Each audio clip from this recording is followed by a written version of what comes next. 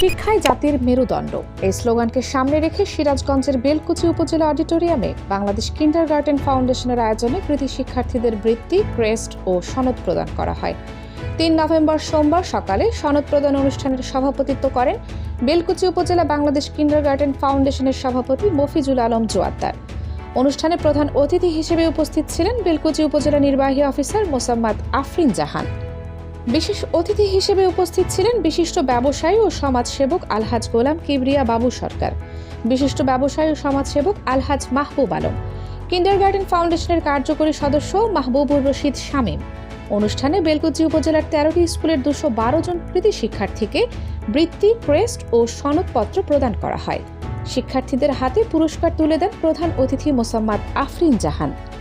অনুষ্ঠানে অতিথিরা বলেন, শিক্ষার মান উন্নয়নে শিক্ষক, অভিভাবক ও প্রশাসনের সমন্বিত প্রচেষ্টায় পারে একটি আলোকিত প্রজন্ম তৈরি করতে। এই ধরনের আয়োজন ভবিষ্যতে আরও ভালো ফলাফল অর্জনে শিক্ষার্থীদের অনুপ্রাণিত করবে বলে ব্যক্ত করেন। পুরো অনুষ্ঠানটি প্রাণবন্ত উপস্থাপনায় সঞ্চালনা করেন বেলকুচি পিএসসি মডেল স্কুলের প্রতিষ্ঠাতা সভাপতি মোহাম্মদ কাউসার আহমেদ। অনুষ্ঠানে শিক্ষক, অভিভাবক ও শিক্ষার্থীদের উপস্থিতি ছিল উল্লেখযোগ্য।